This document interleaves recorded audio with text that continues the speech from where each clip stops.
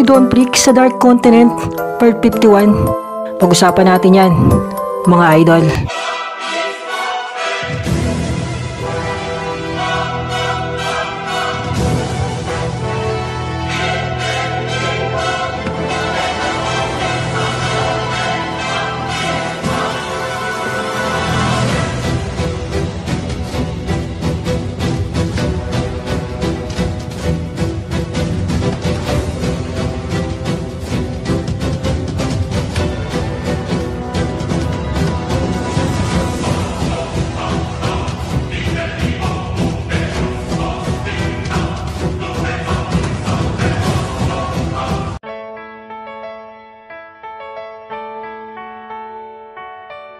At ngayong araw nga mga Lodi, tatalakayin na natin ay 51 kabanata sa paglalakbay ni Don sa madilim na kontinente.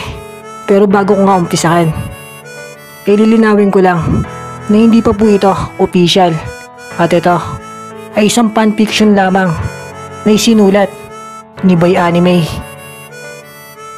para sa mga Hunter fan na patuloy nagmamahal ng Hunter x Hunter anime. At kung malinaw na sa lahat, tara na, umpisahan na natin to.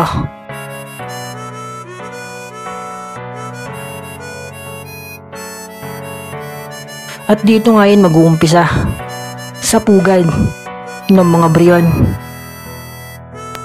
kung saan nagtanong ang ating bida na bakit daw ang mga Bryon sunod-sunuran lamang sa mga kataas-taasan. At dyan nga, sumagot na ang level 10 Bryon at sabi niya na yun naman daw ang realidad sa mundo. Meron daw mga kataas-taasan na kailangan sundin. At sagot nga ni Don na kahit mali na ang ginagawa ng mga kataas-taasan, patuloy pa rin kayong susunod at mananahimik lang.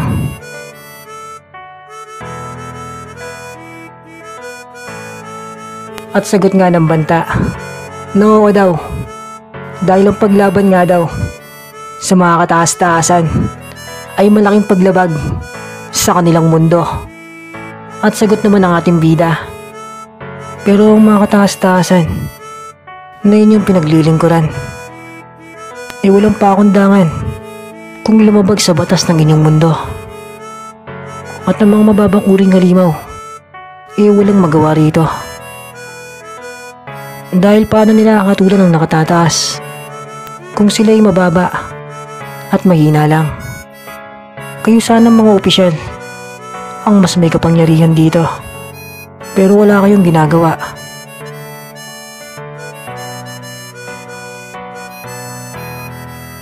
At dagdag pa ni Don Bricks, pag nagkakasala ang nakatataas, walang problema, walang parusa. Pero pag mababa ang nagkasala, hinahatulan agad nila ng kamatayan. Nasaan ang katarungan? Baluktot ang kalakaran sa mundong ito.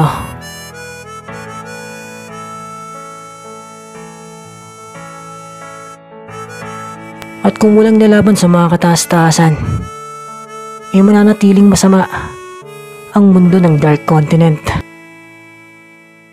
Hindi ako taga rito, pero sinusumpa ko, lalaban ako sa mga kataas-taasan, kahit na ikasawi pa ng aking buhay. Para sa aking mga kaibigan na patuloy na umaasa ng kapayapaan.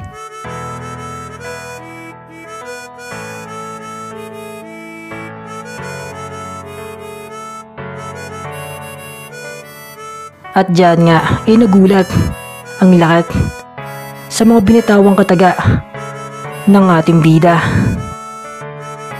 At sila rin at Kido lalong napahanga kay Don Bricks, dahil ganun na lamang ang malasakit niya sa mga mababang uring halimaw. At ang level 10 Bryon naman hindi rin nakasagot dyan, dahil tama ang sinabi ni Don Bricks na walang hustisya ang mga mababa at wala namang parusa ang mga kataas-taasan. Hanggang sinabi ng level 10 Brion na maganda ang hangarin mo. Pero kamatayan lang ang patutunguhan niyan. Dahil ang paglaban nga daw sa mga kataas-taasan ay magdudulot lamang ng kamatayan.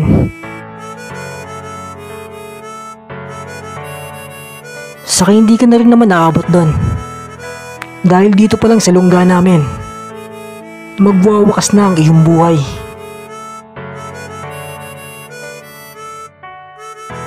Hanggang muli nang umatake ang level 10 Brion sa ating bida. At nandiyan na naman ang kanyang mga ugat na patuloy na sumusugod. Kaya si Don nagumpisa na naman na umilag dyan.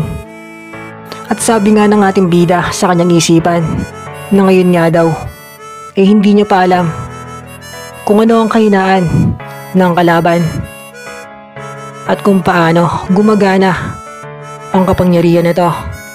Dahil kung hindi daw ito saklaw ng manipulator, ang ibig sabihin lang daw hindi pa gumagamit ng kapangyarihan ang level 10 Brion.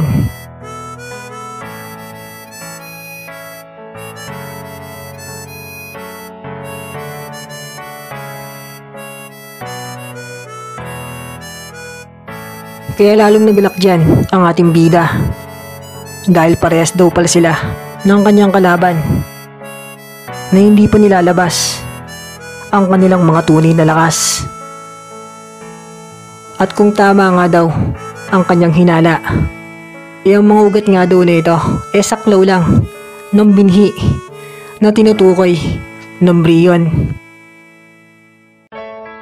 Hanggang sa isang iglap nga nandyan na ang banta sa harap ni Don Briggs at binayo ang ating bida ng sobrang lakas.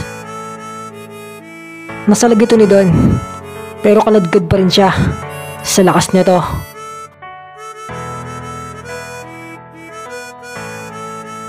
Hanggang ang mga ugat na kalaman papalapit na sa kanya. Kaya si Don tumalon agad dyan para makaiwas. Ngunit sa pagtuloy niya nandyan na rin pala ang level 10 Brion at muling hinambalos ang ating bidang hunter.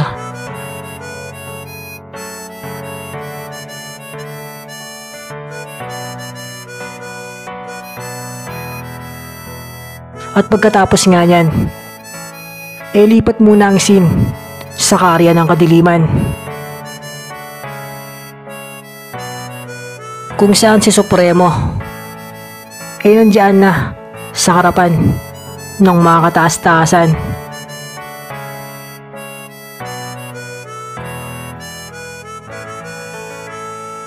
At sabi niya na mahal na hari, pinatawag niyo daw po ako dahil gusto niyo akong makausap. Ano po ba ang may paglilingkod ko? Nawala naman, Supremo. Meron lang kaming gustong kumpirmahin. Kaso habang nagsasalita pa ang hari, bigla namang dumating ang pinuno ng mga gatekeeper. Kaya lahat ng mga kataas-taasan napatingin dyan.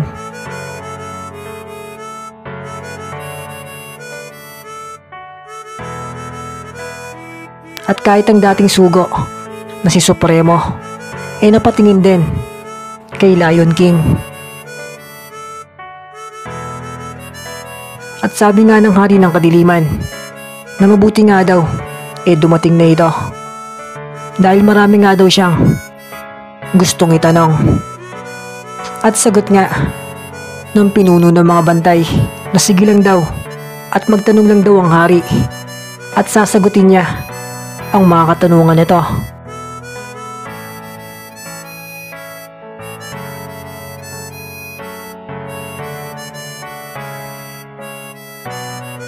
Kaya dyan, sabi ng hari ng kadiliman na maaari daw mo nitong sabihin ang mga pangyayari sa labas ng gate. Gusto kong malaman simula sa umpisa hanggang dulo. Dahil 4 na tagalabas na daw ang nakapasok sa Dark Continent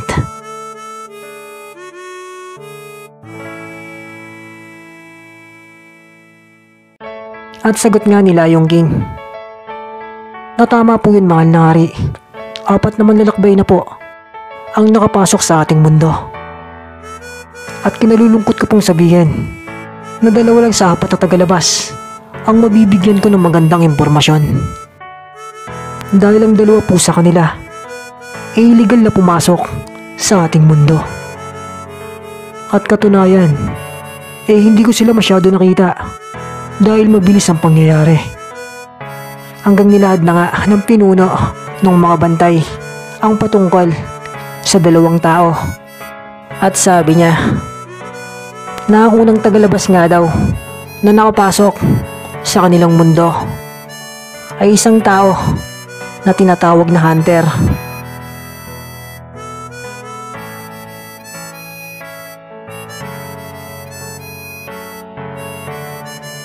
Masyado pong kakaiba ang taong yun. Mahirap ipaliwanag ang kanyang kakaibang lakas. Nagawa niya pong matalo ang may pinakamalakas na katawan sa amin na si Boron.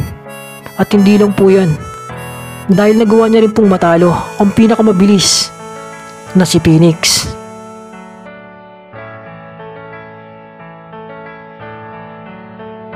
Pero ang pinagtataka ko po, mahal na hari, meron pong kakaibang liwanag ang pumapalibot sa Hunter na yun. At dagdag pa ni Lion King, sa totoo nga po, mahal na hari, magaan ang loob ko sa taong yun. At sagot naman ng hari na bakit naman daw. At sagot nga lang ng bantay na hindi ko rin po alam, mahal na hari. Siguro dahil sobrang kakaiba siya. At dahil po nakapasa ang Hunter na yun sa mga pagsubok namin, kaya pinagbigyan na namin siya na makapasok sa loob ng Dark Continent. Hanggang sinabi naman niya ang 2 manlalakbay. At sabi niya na 2 tagalabas naman daw isa pa ring tao na tinatawag naman na assassin. At kung kinagagalak nga daw niya ang una, kinasusuklaman naman daw niya ang 2.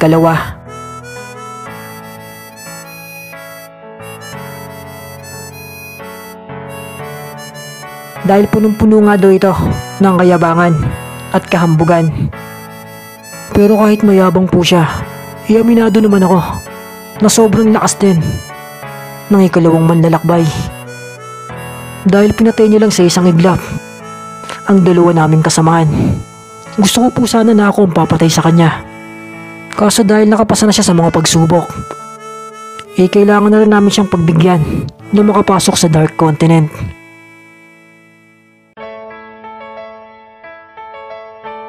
At ang patungkol naman po sa 2 illegal na pumasok, nakabul po yun ni Phoenix.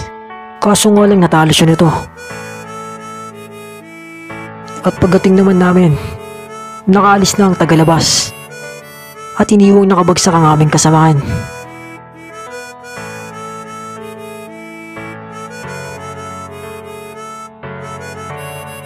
At patungkol naman daw sa pang-4 na manlalakbay, wala nga daw siya may bibigay na anumang impormasyon patungkol dito. Dahil hindi naman daw nila nakita ang 4 na tagalabas. Dahil ito ay hinayag lamang ng isang bantay na si Brainskull.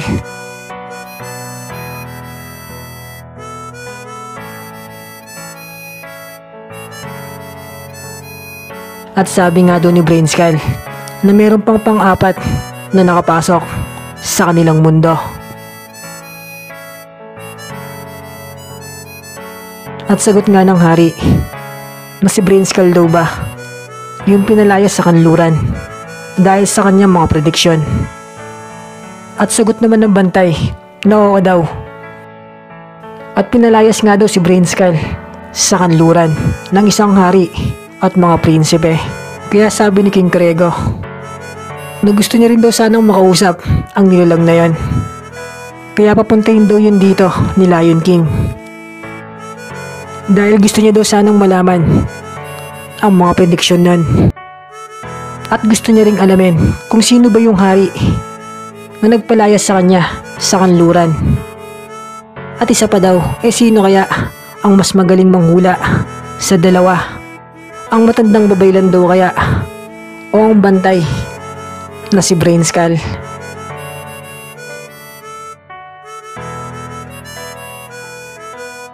Hanggang nagpaalam na nga dyan ang pinuno ng mga gatekeeper. At sige daw. At papupuntahin niya rito si Brainskull. At pag nagising naman daw si Phoenix, kakalap pa nga daw siya ng mga impormasyon sa mga tagalabas. At ipapadala niya na nga lang daw dito sa kaharian. At dagdag pa ng bantay na huwag nga daw mag-alala ang hari dahil patuloy daw ang kanyang mga kasamahan sa paghabol sa dalawang iligal na nakapasok.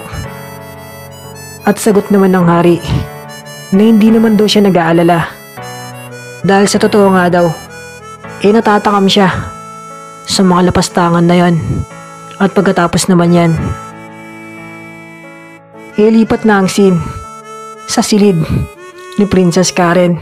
At diyan nga patuloy siyang kinukulit ng kanyang kapatid. At magkwento pa nga daw ito patungkol kay Don Prix. At sabi niya, "Maski na Karen, magkwento ka pa patungkol sa taong yun. Marami pa akong gustong malaman patungkol sa kanya." At sabi naman ng mabuting prinsesa na huwag nga daw itong maingay dahil baka may makarinig daw sa kanila. Sikreto nga lang daw nila ito. At dapat walang makaalam. At dahil makulit ang kanyang kambal at maingay, kaya nagkwento siyang muli patungkol kay Don Prix. At sabi niya na inaalok nga daw siya ng ating mga bida. Inaalok? Paano inaalok? Inaalok ka niya maging asawa? Sagot naman ni Princess Karen na hindi daw. Ano? Ika ng prinsesa. Inaalok nila akong makipagsanib pwersa na lang sa kanila. Kasi hindi pa ako sumasagot sa offer nila sa akin. Naguguluhan kasi ako kung ano ang pipiliin ko. Pero aaminin ko na tama ang kanilang pinagdalaban. At sagot nga ng isang prinsesa na ano daw ba kasi ang tunay na pinaglalaban ng ating mga bida. At sabi naman ni Princess Karen na tulad nga daw ng sabi niya, tinutulungan ni Don ang mga mababang uring halimaw. At ang tunay na plano nila talunin o pabagsakin ang kasamaan sa Dark Continent. At diyan nga, sabi ng isang prinsesa na kung ganun daw pala, plano silang pabagsakin ng ating bida dahil masama nga daw ang kanilang ama't ina at ganun na rin ang kanilang mga kapatid. At kahit siya naman daw masama rin dahil wala rin siyang pakialam sa ibang mga halimaw at kinakain niya rin ang mga ito. At dagdag niya pa na ang buong kaharian nga daw napapaligiran ng kasamaan. Kaya kalaban daw ang tao na yon.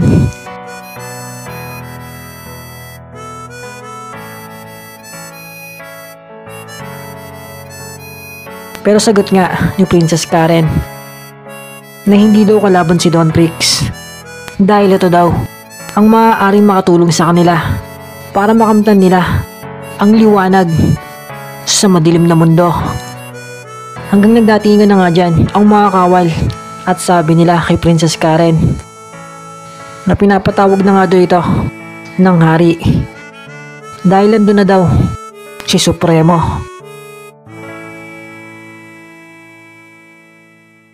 At pagkatapos naman yan, balik na ang scene sa ating mga bida.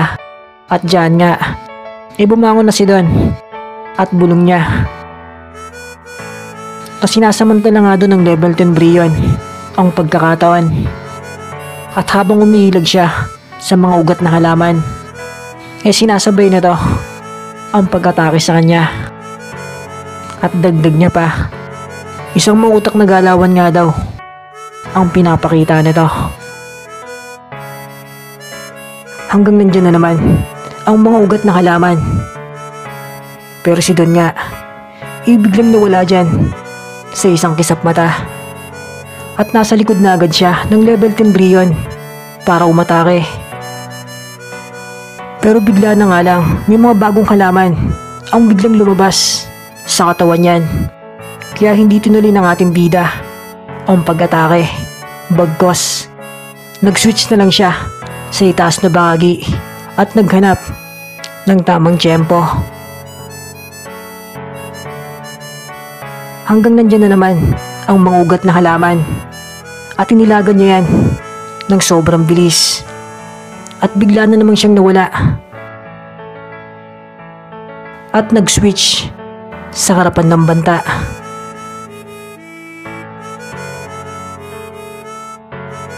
Pero may mga bagong ugat na naman ang naglabasan dyan.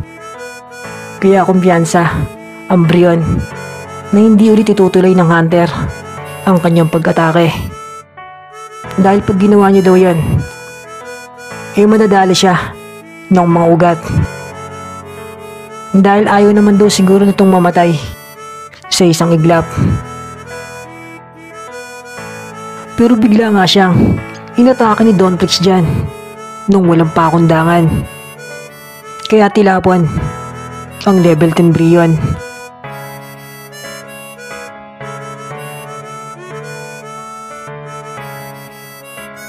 Ngunit sa ginawa ng ating bida, nadali rin siya ng mga ugat na to.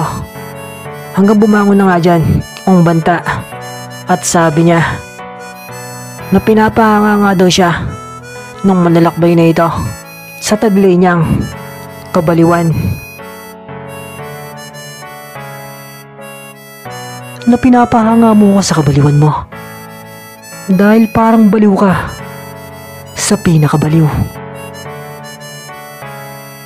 Sinabi ko na sa'yo na pag nadali ka niyan, yun na ang iyong kamatayan.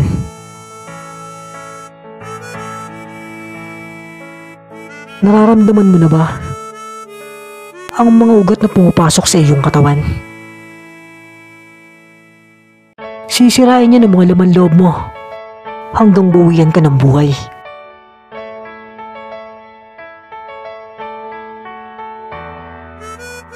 At si Dawntrix naman, hindi sumagot dyan. Pero bigla na lang siyang napalibutan ng masamang aura. Kaya nagulat ang lahat dyan dahil ang sumpa ng Hellbell tila kumakalat na naman sa kanyang buong katawan.